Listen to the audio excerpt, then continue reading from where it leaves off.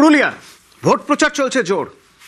ক্ষত রয়েছে যাদের, ক্ষতি হয়েছে যাদের, তাদের মুখ করে এই প্রচারে সিপিআইএম।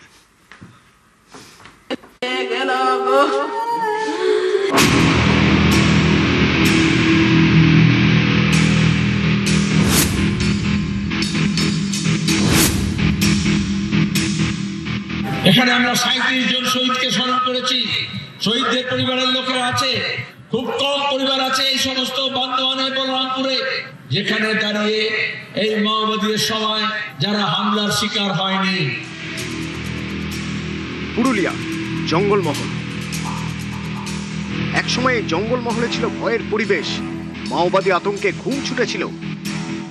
2009 আমি, আমার দাদু আর আমার একটা কাকু বাইক নিয়ে, সেই সময় মাওবাদীরা 6-7 জন আসে, সেলার বন্দুক নিয়ে আসে, আমাদেরকে এলো পাশাপাশি গুলি করে। আমার দাদু ওখানে মারা যায়, আমার গুলি লেগেছিল এইখানে পিঠে ঠেঙে, গা ছাড়া হয়ে যায়, গা ছাড়া হয়ে বলরামপুর আসে।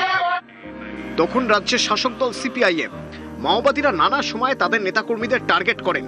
সিপিআইএম এর দাবি, মাও সন্ত্রাসে পুরুলিয়ার বান্দোয়ান এবং বলরামপুর বিধানসভা কেন্দ্রে নিহত হন তাদের দলের 36 জন কর্মী সমর্থক।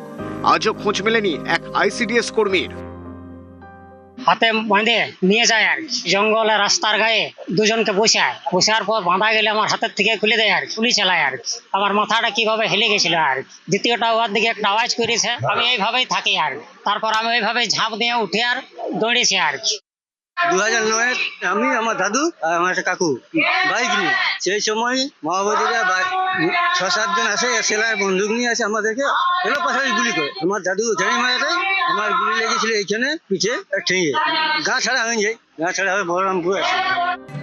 বাড়ির লোককে হারিয়েছেন, জীবনে যা ক্ষতি হয়েছে তা মেটার নয়, কতটাও রয়ে গিয়েছে।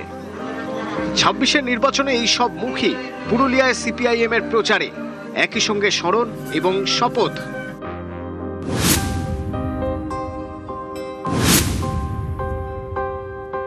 এখানে আমরা 37 জন শহীদকে স্মরণ করেছি।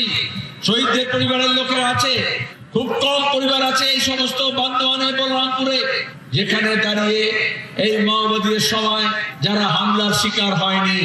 মমতা ব্যানার্জি গদিতে বসার জন্য এই মাওবাদীদের স্টেন গানার, মেশিন গান আর ল্যান্ড মাইন নিয়ে এ রাজ্যকে ছাড়খাড় করতে চেষ্টা করেছেন।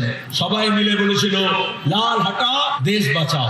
লাল হটেছে কিন্তু দেশ বাঁচেনি। তাই দেশকে বাঁচাতে হলে আবার লাল ঝান্ডাকে মজবুত করতে হবে।